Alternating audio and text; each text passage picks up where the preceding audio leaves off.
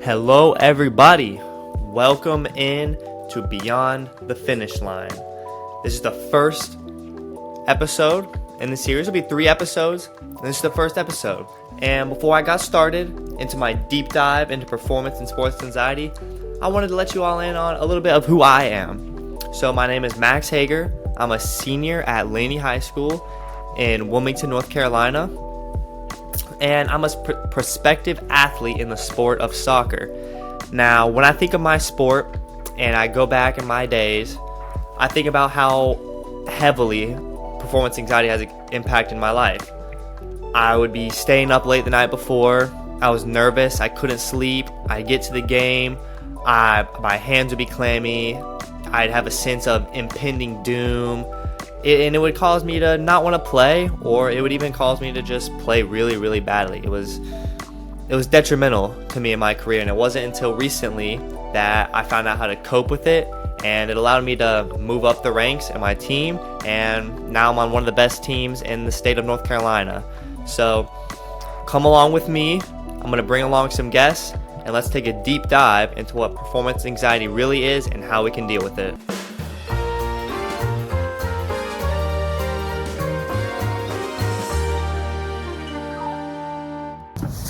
Alright, so today guys, I'm here with my dad, and he's been the person that's kind of been with me for my whole soccer journey. So if anyone knows about performance and sports anxiety, then it's probably him. But today we're going to kind of take the time to talk about like the coach aspect of stuff and how coaches can affect our mental health and that kind of stuff. So Dad, welcome on, and just like give us a little bit of background about like who you are, where you come from. Well, thanks. Yeah.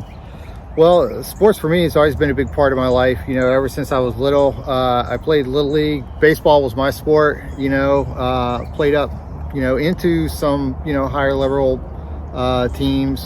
For school and for, I didn't really do much travel baseball, but it was a sport that that I admired and I wanted to do well at, and so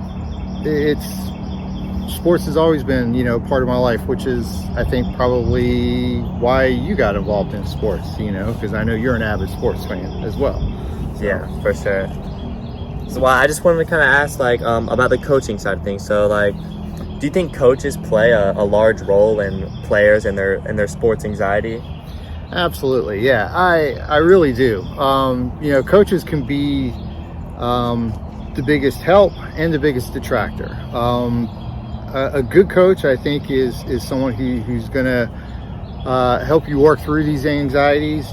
Give you positive critique, let you know what you're doing well, and how you can improve on it. But I know for me, and I think as well for you, and watching you grow up through soccer.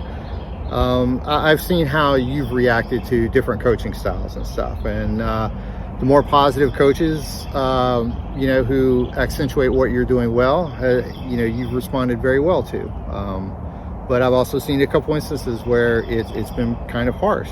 I think I think the coach has a huge influence on the anxiety that an athlete feels. Yeah, I think it's just a lot depends on kind of like who the kid is and like how they kind of handle stuff as well. Because I know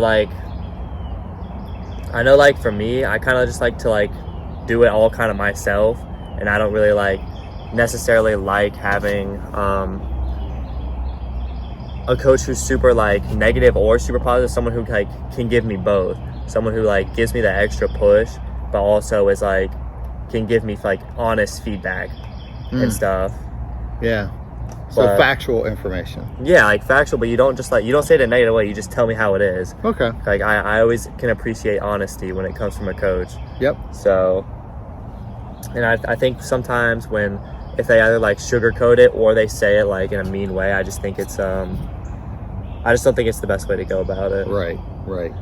But so to give a scenario, say there's a really hard-headed coach who's really digs into some of the kids, would you let kind of me handle it, or would you kind of would you go up and talk to them? I would let you handle it until it became too negative, where the overall experience became too negative. Now, I don't think I ever saw you go through that situation, because you seem to always handle coaches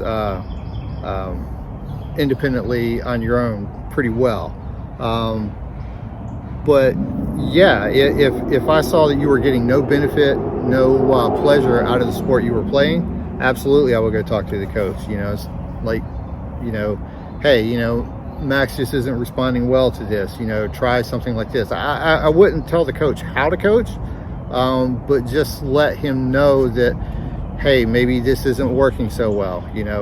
Max's anxiety is really high or whatever. Fortunately, I never really had to do that. Close a couple times, but overall, I've tried to let you grow up and experience that, because that is going to be a part of life as well.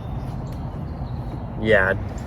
Do you think that because I also think that a bad parent-coach relationship could just put even more strain on it and stuff. Yeah, absolutely. Because I can imagine, a coach doesn't want, to get vented upon by, every angry parent out in the stands. A coach takes a lot of abuse as well too, from parents who, what they refer to as helicopter parents, constantly hovering over, making sure, hey, my son needs to be out in front. My son's the star of the team, or my child is the best that you've got.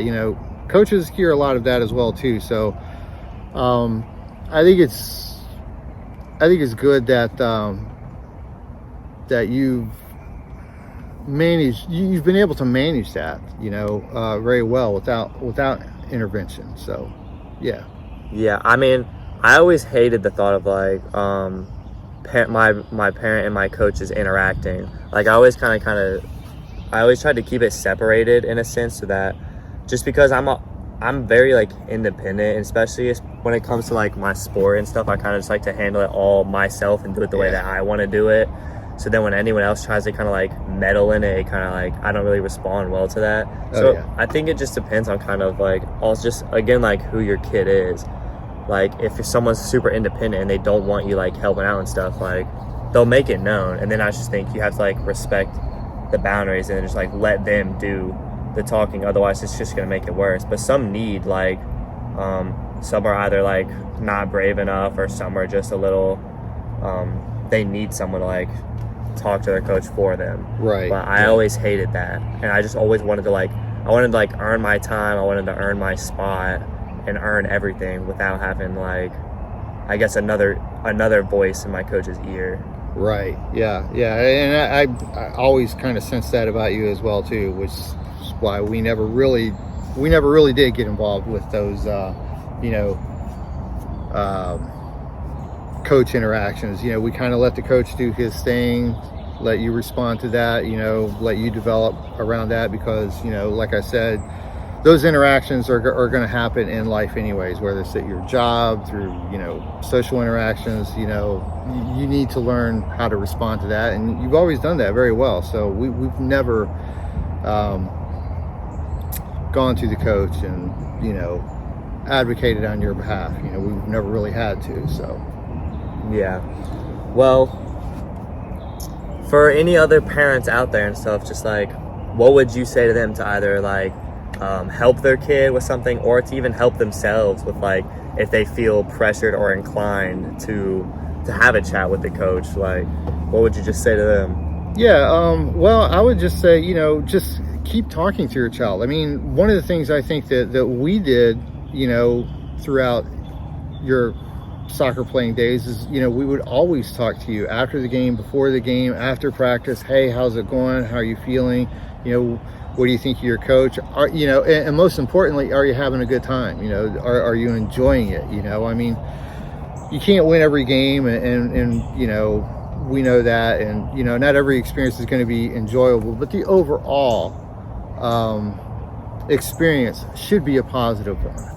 And that's what we've always tried to do, is just maintain that conversation with you. Are you having a good time? There's been some times where maybe we've your mom and I have thought that maybe you needed a break from it, but we let you make that decision based on what you were feeling, and I think it's worked out well. I mean, I would say so. I feel like I'm playing better than ever, and I've kind of hit like a new point in my career where it's like, I mean, because at points it felt like a burden playing soccer. Like it felt like it was just like I didn't want to drop it because that's all I've done, but I also wasn't enjoying it, so I felt kind of stuck in this place. But I just found to kind of appreciate it a little bit more, and then obviously now I'm on one of the best teams like in the state of North Carolina, so I guess seems to work out. But thank you for joining me today, and that's going to be the podcast, guys. All right, thank you.